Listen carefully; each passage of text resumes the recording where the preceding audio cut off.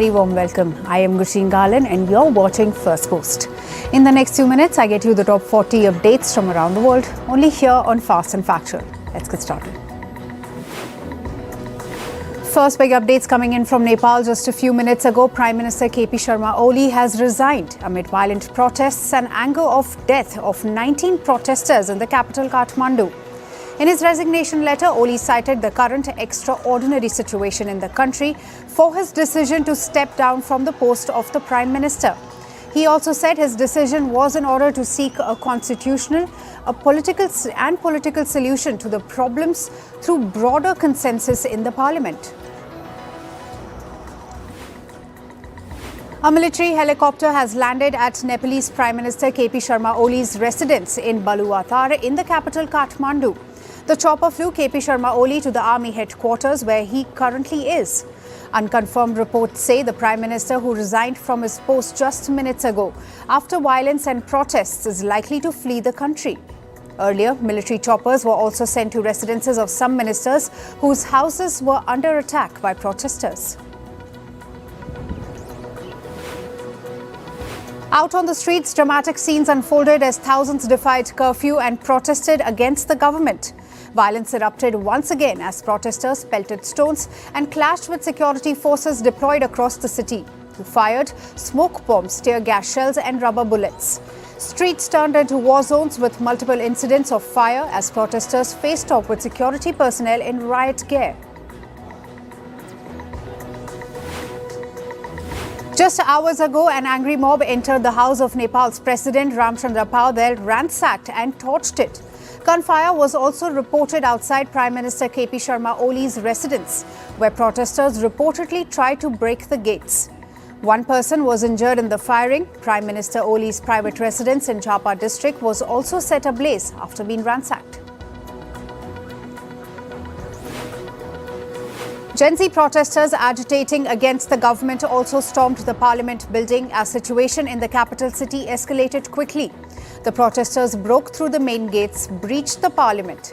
Huge billows of black smoke were seen erupting from the parliament building after a fire broke out. India has ramped up security on its borders with Nepal amid turmoil in the Himalayan kingdom. A police post has been set up and forces have been deployed. Earlier, India said it is monitoring the developments in Nepal closely, adding that it hopes for a peaceful settlement of dispute between the concerned parties. India also advised its nationals in Nepal to exercise caution and adhere to guidelines issued by the Nepalese authorities. France's parliament voted out Prime Minister Francois Bayrou's government after just 9 months in office. Bayrou lost a confidence vote on his austerity budget, which aimed to cut $52 billion in spending. President Emmanuel Macron said he will appoint a new Prime Minister in the coming days. Bayrou is the 6th Prime Minister under Macron since his 2017 election, but the 5th since 2022. North Korean leader Kim Jong-un inspected a solid fuel missile engine test described by state media as the final stage of development. Kim called the engine a major step in the country's nuclear modernization program. The test was the 9th of its kind. It followed Kim's return from Beijing, where he met Chinese President Xi Jinping during a military parade. Thailand's top court ordered former Prime Minister Thaksin to serve 1-year prison term, ruling that his previous hospital stay could not count as time served. Thaksin, twice elected premier before being ousted in a 2006 coup, returned from exile in 2023 and was sentenced to 8 years for corruption, later reduced to 1. He had avoided jail time by staying in hospital, a move that fueled allegations of special treatment. Turkish police stormed the headquarters of the main opposition party CHP in Istanbul on Monday. This came amid ongoing protests by lawmakers and supporters of the party after its leadership was removed. The new state-appointed trustee, Gürsel Tekin, forcefully entered the party's provincial office to take up the post. CHP supporters scuffled with police around the headquarters. Some protesters were also detained. On to climate news now. Floods in Punjab have killed at least 51 people, officials said on Monday, up from 46 a day earlier. Heavy monsoon rains have swollen rivers, inundated districts and forced thousands from their homes.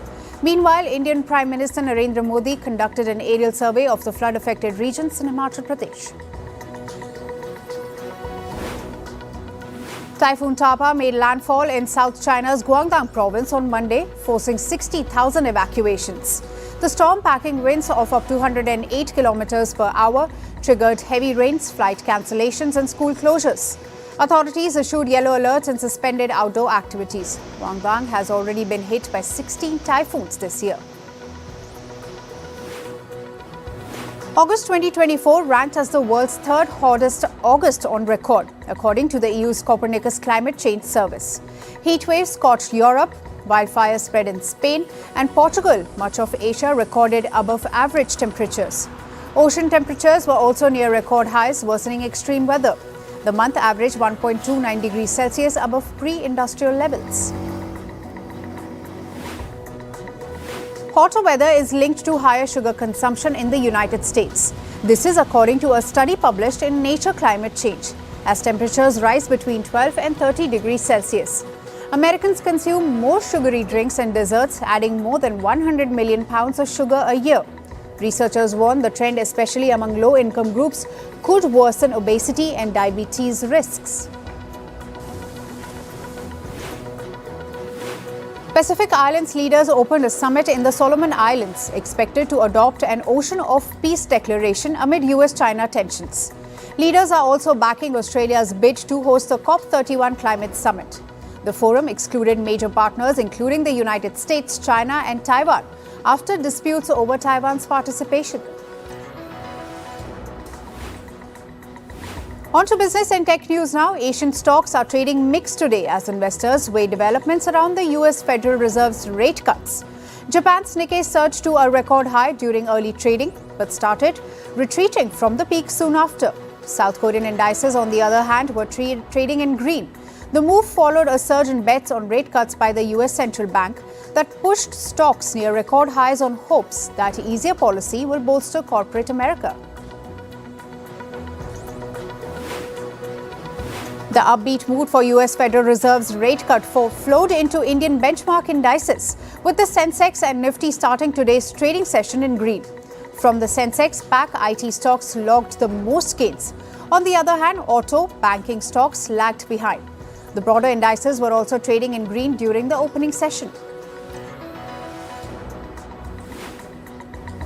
The dollar sank to an almost 7-week low today as investors braced for US data revisions that could show the jobs market in worse shape than initially thought, shoring up the case for even deeper Federal Reserve interest rate cuts. The dollar index fell to the lowest since July 24 in Asia trade ahead of the release of preliminary bench revisions. Nasdaq is working with US regulators to introduce trading of tokenized securities, becoming the latest major financial player on Wall Street to double down on a boom in tokenization amid an easing of crypto regulations under the Trump administration. If approved, the move would mark the first instance of tokenized securities being allowed to trade on a major US stock exchange and also signify the most ambitious attempt yet by an exchange operator to bring blockchain-based settlement into the national market system. Oil prices rise after OPEC decided to increase production by less than what market participants had anticipated, while concerns over tighter supply due to potential new sanctions on Russia continue to lend support. Eight members of the oil bloc, collectively known as OPEC Plus, agreed on Sunday to raise production from October by 137,000 barrels per day. The head of the Federal Aviation Administration, or FAA, said on Monday that the agency had not made any decision on whether to lift the 38 planes per month 737 MAX production cap in place since early 2024 or on how it oversees Boeing production. FAA Administrator Brian Bedford said that progress is being made, but it may not be as fast perhaps as Boeing would like.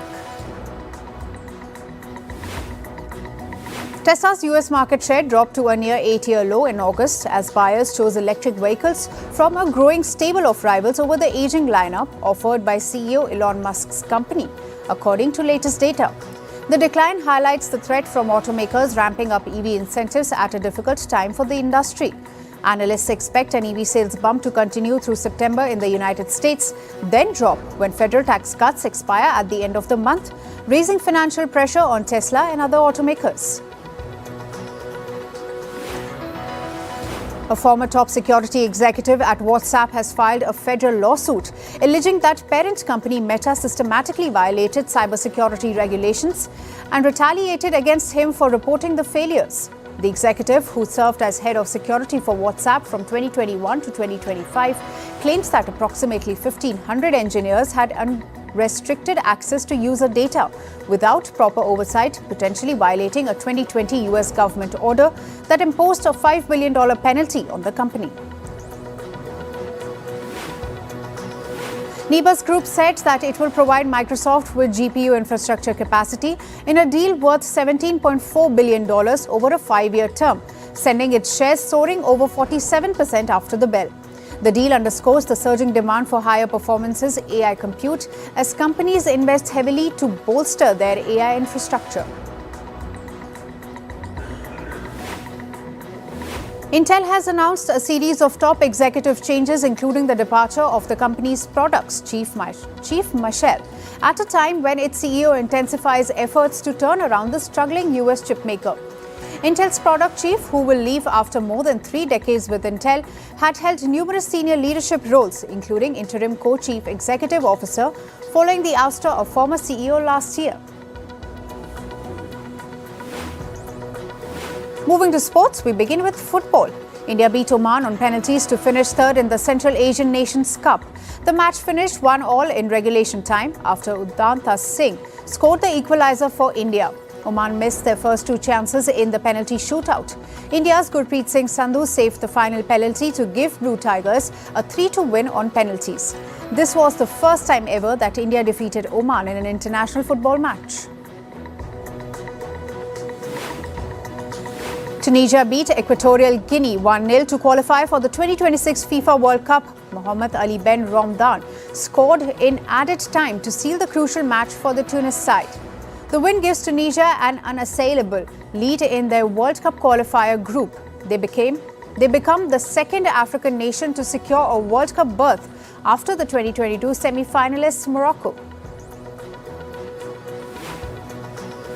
Italy scrapped past Israel in a World Cup qualifier thriller. Sandro Tonali struck in stoppage time to seal a 5-4 win. Italy had blown a 4-2 lead after Moise Kean, brace and Giacomo Raspadori's goal, conceding twice in just a few minutes. But Tonali's deflected shot rescued all 3 points in Hungary, moving Italy level with Israel on 9 points in their group. England captain Harry Kane confirms the team has discussed a 3-step protocol to deal with potentially racist behaviour in their World Cup qualifier clash in Serbia. Kane and his team are in Belgrade to face Serbia in a vital showdown. The capacity of the stadium where the match will be played has been reduced by 15% due to previous fan behaviour. FIFA punished the Football Association of Serbia for discrimination and racist abuse in a match against Andorra in June. Nottingham Forest head coach was sacked after 21 months in charge at the Premier League club. The development comes 2 weeks after Nuno admitted that his relationship with the club owner had deteriorated. The 51-year-old took charge of his club in December 2023 after Steve Cooper was sacked. Nuno is credited to have saved Nottingham Forest from relegation. And in hockey, India stormed into the Super Fours of Women's Asia Cup with a commanding 12-0 win over Singapore in China. Vice captain Navneet Kaur and forward Mumtaz Khan both netted hat-tricks. India's penalty corner conversion rate remains a concern at just 24%. The real test now awaits in the Super Fours with 3 crunch matches in 4 days against South Korea, hosts China and a rematch against Japan. Now moving to chess, history in Samarkand as 16-year-old Abhimanyu Mishra of the United States stunned world champion Gukesh Dommaraju at the FIDE Grand Swiss. Mishra, already the youngest grandmaster in history, is now the youngest ever to beat a reigning world champion in a classical game. Gukesh, who miscalculated early with a risky pawn push, fought hard but was eventually forced to resign on move 61. The Asian Tour cancelled next month's inaugural international series Cambodia tournament following the deadly border dispute with neighbouring Thailand. Asia's golf governing body said in that the $2 million event had been axed. In July, tensions between Thailand and Cambodia spiraled into their deadliest military clashes in decades. More than 40 people were killed and 300,000 forced to flee their homes along the border. In cricket, India to face the United Arab Emirates in their Asia Cup opener tomorrow in Dubai.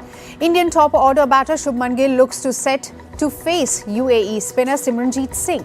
An Indian origin bowler from Punjab, Simranjeet Singh, trained in Mohali along with Shubman Gill in the early 2010s. Ahead of the match, Simranjeet Singh recollected the memories of him training with Shubman Gill and said he is eagerly looking forward to play the match.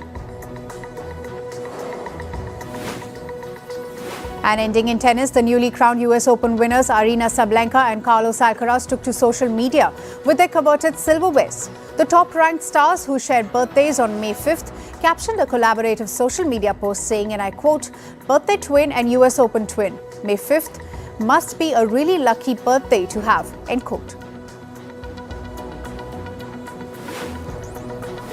And finally, from the world of showbiz, Warner Bros. And New Line's The Conjuring Last Rites opened to $194 million globally, becoming the biggest horror movie debut in history. The film earned $84 million domestically and $110 million internationally, setting new records for the genre.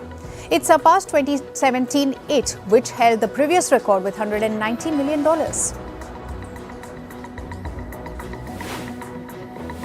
The MTV Video Music Awards, hosted by LL Cool J and featuring performances from Doja Cat, Lady Gaga, Mariah Carey and Sabrina Carpenter, drew more than 5.5 million viewers on CBS and Paramount+. Viewership was up 42% from last year, making it #1 entertainment program of the night, even surpassing Sunday Night Football. Dwayne "The Rock" Johnson is preparing for a new acting challenge, shedding weight to play a quirky 70-year-old character called Chicken Man in Lizard Music. The film follows Johnson's acclaimed transformation for the Smashing Machine. Johnson said he's excited to shift away from his action hero image, even joking that the role requires him to eat less chicken. Actor Jennifer Lawrence may have revealed the name of her second child. She was spotted in New York City holding a keychain with two names, CY, her 3-year-old son, and Louis, which fans believe belongs to her newborn with husband Cook Maroney. The couple quietly welcomed the second baby in April. Tim Robinson's new comedy series, The Chair Company, will premiere on HBO and HBO Max on October 12th. Co-created with Zach Cannon, the 8-episode show follows a man uncovering a conspiracy after a workplace mishap. Robinson stars alongside Lake Bell, Sophia Lillis, Will Price and Joseph Tedesco, with Lau Diamond Phillips in a recurring role.